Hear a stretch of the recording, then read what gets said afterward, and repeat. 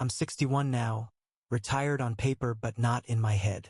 My wife says I still walk around the house like I'm on a job site, checking doors, listening for odd noises, reading manuals I don't need. I used to call it being responsible. Lately it feels more like rehearsing for a deposition no one has scheduled yet. The email that dragged everything back arrived on a Monday morning. Subject line: Notice of Claim, Harbor Point Garage. I stared at it long enough that the screen dimmed. Harbor Point. I hadn't said that name out loud in decades. When I opened the attachment, it was like someone slid a hand under a floorboard in my memory and pried it up. There were photos of cracked concrete beams, an engineering report with highlighted passages, and my name in a signature block I recognized immediately, because I'd signed it when I still believed signatures were just ink. I told myself at 27 that engineering was about math, not morality. You ran the numbers.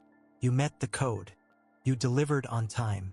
If something went wrong, it would be because someone ignored the design, or a contractor cut corners, or the city inspectors didn't do their jobs. It was comforting to think responsibility was divisible like that. The notice said there'd been a failure, that injuries were involved, that investigators had traced a design calculation error back to a 1991 load summary. My load summary. I read it twice, then a third time, slower. I could feel my pulse in my fingertips. My first thought wasn't guilt. It was something colder. How did they find me? In 1991, I was a junior structural engineer at a mid-sized firm that specialized in utilitarian work, parking garages, strip malls, light industrial. We weren't designing suspension bridges or stadiums. Our projects were the kind of things people only noticed when they failed. I was ambitious and, if I'm being honest, smug. I graduated near the top of my class. I wore my hard hat like a crown. The older guys smoked, complained about clients, and called anything new overkill. I told myself I was different. I was the future. Harbor Point was a 6-story parking garage attached to a new waterfront condo development. The developer wanted it cheap and fast. We wanted the contract because contracts meant stability, and stability meant my boss could keep making payroll without sweating. I was assigned the gravity load calculations under a project engineer named Ron. Ron was competent, tired, and allergic to delays. He'd been through enough boom and bust cycles to treat every schedule slip like a threat to his mortgage. Keep it clean, he told me. Don't overthink. It's a garage. Cars weigh what cars weigh. There was a new clause in the contract. The developer planned to allow occasional events on the top deck, farmers markets, charity runs, maybe even small concerts. It sounded harmless. I remember Ron rolling his eyes. Marketing, he said.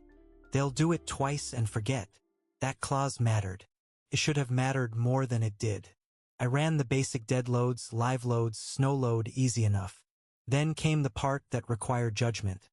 How to treat the top deck for occasional assembly use. I knew what the conservative choice was. I also knew what it would do to our beam sizes and our budget. And I knew what Ron wanted me to do without him having to say it. The wrong calculation wasn't some dramatic mistyped number that any freshman could spot. It was a decision wrapped in interpretation. Those are the ones that come back to you. The building code at the time had clear live load values for parking garages. It also had higher loads for assembly areas. The clause about events pushed the top deck into a gray zone. Was it truly assembly? Or was it still primarily parking with occasional temporary crowding? Ron's position was simple. Design it as parking. If they want a plaza, he said, they can pay for a plaza. My position privately was more nuanced. I'd sat through a seminar on load combinations and risk. I knew that crowds can create loads in patterns vehicles don't. I also knew the developer's marketing brochure showed strings of lights, tables, people, lots of people, standing along the perimeter railings to watch the water. I raised it once in a meeting. Ron stared at me like I'd suggested we plate the beams in gold. You want to blow the budget over a brochure? He asked. Everyone chuckled. So I did what confident young people do when they don't like being laughed at. I adjusted my reasoning to fit the room. I told myself the risk was theoretical. I told myself the top deck would rarely be full. I told myself building officials wouldn't approve real assemblies up there anyway. Then I made it look tidy on paper. I used the parking live load, applied a reduction factor that was defensible in certain contexts, and treated the event use as temporary and controlled. When Ron reviewed it, he didn't ask hard questions. He just said, "Good. Keep it moving." I could have insisted. I could have written a memo. I could have forced a decision into daylight. Instead, I took the praise, and I told myself that was what professionalism looked like. The first time the past tapped me on the shoulder was 2 years after construction, when Harbor Point reported unusual cracking near a couple of beams on the top level. I remember the call. Came in late afternoon. Ron sighed like he already knew it would ruin his evening. "Probably shrinkage," he said, "or bad curing. Contractors." We went out the next day. The cracks were hairline, diagonal, near a beam column joint. Not catastrophic, but not nothing. I stood there in my boots, tracing the crack with my eyes, and felt a small hot thread of fear. Ron talked to the site superintendent, wrote down monitor and seal, and told me to take photos for the file. He didn't seem worried, which made it easier for me not to be. That was the moment I convinced myself the risk had been imaginary. The structure was standing. The world hadn't punished my choice. In my head, that meant I'd been right. I filed the photos, closed the folder, and moved on. A year later, I left the firm for a bigger company, more prestige, better pay. I told myself I'd outgrown garages. I started working on hospitals and university buildings, the kind of projects that come with committees and safety factors stacked like sandbags. Harbor Point drifted into the category of things I'd done early, a line item on a resume. Once in a while, usually when I was driving along the waterfront, I'd see the top deck in the distance and feel a brief itch of unease. Then I'd remind myself that if anything were truly wrong, it would have shown up by now. That's how you bury something in plain sight, by letting time do the work and calling it evidence. The second plot turn came through a person, not a crack. In the late 2000s, I ran into Kim Alvarez at a conference. Kim had been a new hire at my first firm around the time Harbor Point was designed. Smart, quiet, the kind of engineer who took notes even during jokes.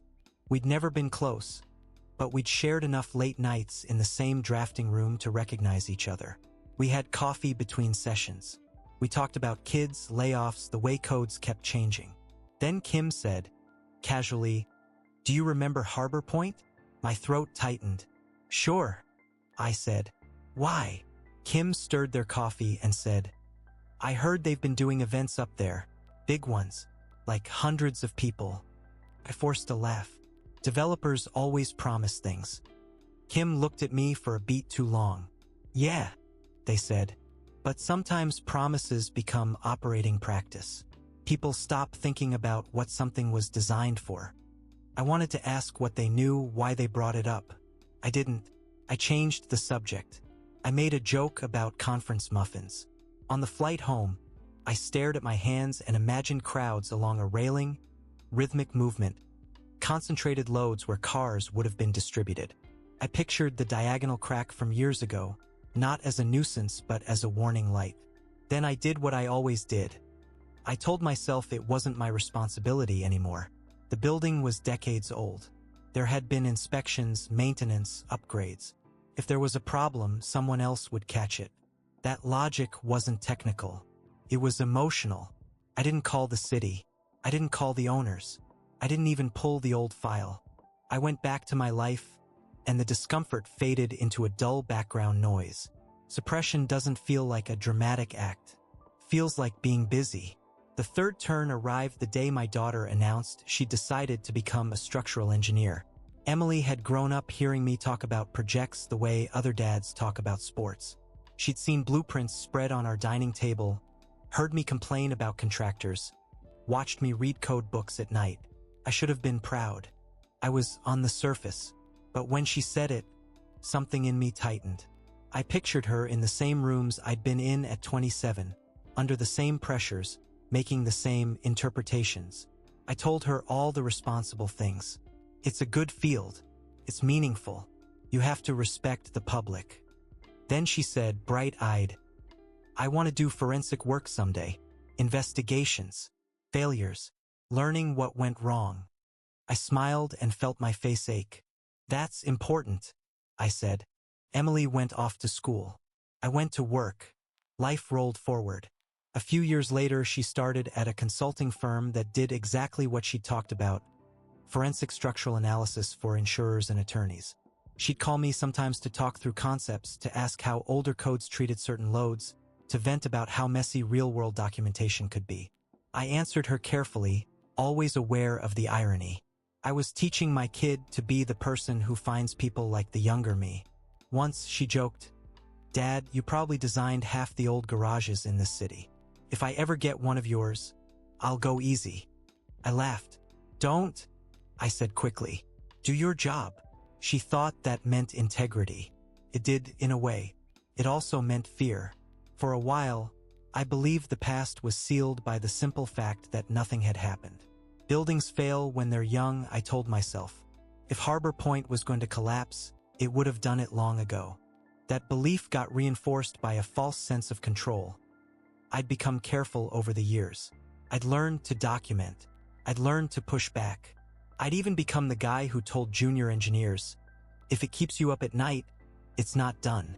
It would have been comforting to believe I'd grown out of my early compromises. Then, last year, Emily called me late.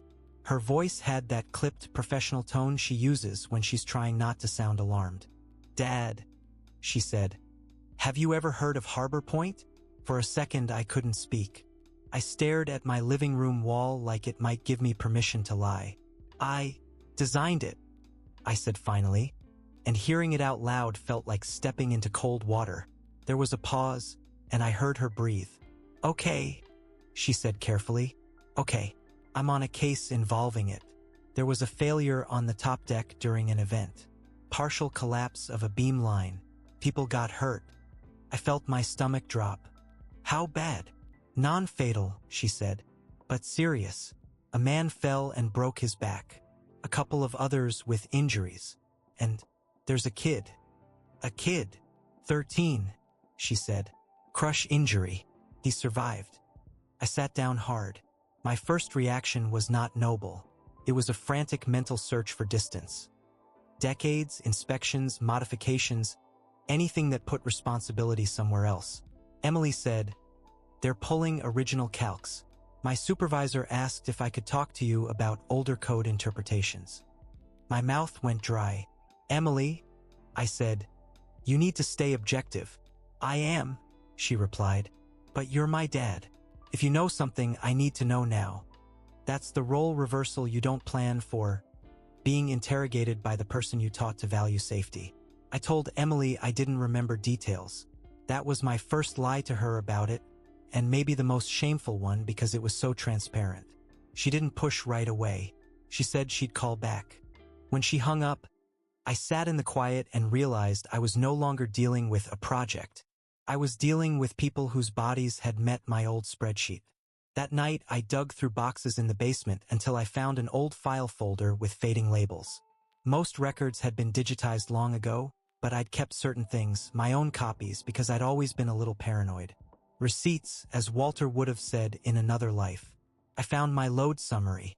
The same neat columns, the same annotations. My handwriting. And there it was, the decision. Parking live load applied to the top deck. With a reduction factor I justified with a couple of code references and a sentence that now looked thin and self-serving. I felt a slow, spreading nausea that wasn't fear of getting caught. It was the recognition that my younger self had known better and simply chosen convenience. The next day, Emily called again. "Dad, we found an older maintenance report mentioning cracking in the early years," she said. "Do you remember that?" I remembered the crack vividly. I remembered standing there. I remembered feeling the warning. "Vaguely," I said, and hated myself for the word. Emily's voice sharpened. "You need to tell me if you had concerns back then. Because if you did and you didn't document them, that matters." There was a long silence. I could have confessed then, fully, cleanly. Instead, I hedged. "We looked at it," I said. "It didn't seem structural." That was not entirely true, but it was close enough to feel safe. After I hung up, I realized I'd just done it again. I'd chosen the version of reality that kept me comfortable. The fourth turn was the notice of claim itself, the one with my name. It meant the file wasn't just technical. It was legal now. My old company didn't even exist anymore. It had been acquired twice, folded into a larger firm. I assumed that would protect me.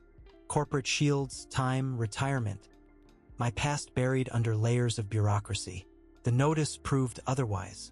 Investigators had traced the original design, pulled the archived calculations, and flagged my load assumptions as inconsistent with the documented intended use. They also had emails, old printed emails from a project folder, including the clause about events. I called a lawyer. He listened, then asked, "Did you know the deck would be used for assemblies?" "I knew it might," I said. "Did you design for assembly live loads?" "No," I admitted, feeling the word hit the air like a dropped tool. "Did you document why?" "I cited the code," I said. The lawyer sighed. "They're going to say you ignored foreseeable use." I told myself I'd face consequences someday, in an abstract way. I didn't picture this. Sitting at my kitchen table, older, watching my own choices walk back into my life wearing legal letterhead. Emily called later and said, "Dad, I can't be on this case anymore. They reassigned me because of conflict." I should have felt relief. Instead, I felt grief because it meant she'd been close enough to see something ugly before she was moved. She said, quietly, "Please tell me you didn't cut corners." I wanted to say no. I wanted to preserve the version of myself she'd grown up with. But the evidence was already paper. "I made a judgment call," I said. Emily didn't yell. She just went quiet in a way that felt like distance forming. Depositions are slow violence. You sit under fluorescent lights while strangers ask you to narrate your own failures in careful language. They pull up your notes on a screen and read your words back to you like scripture. The opposing attorney was polite, even kind at first. "We're just trying to understand the decision-making process," he said. Then he asked, "Mr. H, would you agree that the developer's event clause made assembly loading foreseeable?" I wanted to argue about definitions, about code sections, about industry practice in 1991. I did, at first. I sounded like my younger self. Confident, technical, insulated by jargon. He let me talk, then said, "So you understood the higher load existed, and you chose not to design for it." When he put it that way, it wasn't an engineering question anymore. It was a character question. I started sweating. My lawyer squeezed my arm under the table. The attorney asked about the early cracks. I downplayed them, and then he pulled up a photo from the old file, the one I'd taken. My photo. The crack looked larger on the screen than it had in my memory. Or maybe my memory had been shrinking it for years. "Did you recommend a structural review?" he asked. "We monitored it," I said. "Did you document why it was acceptable?" I hesitated. The room felt too still. "Not formally," I said. He nodded like he'd expected that. "So when the first warning appeared, you did not create a record. And decades later, when the garage was used as advertised, the beam line failed." I wanted to protest. I wanted to say there were renovations, that maintenance could have mattered, that owners shouldn't have held events without verifying capacity. All true. Also beside the point. When you know you made the first wrong choice, the later wrong choices don't erase it. They just crowd around it. The victims weren't faceless once the media got hold of it. Names came out. Photos. A GoFundMe for medical bills because, of course, the 13-year-old was named Mason. There was a picture of him in a football jersey, smiling with a missing front tooth, the kind of ordinary kid face that makes you realize how random suffering is. His father was the man with the broken back. He worked as a city bus driver. The irony didn't escape me. Someone whose job was moving people safely injured because I treated safety like a negotiable variable. A reporter called my home.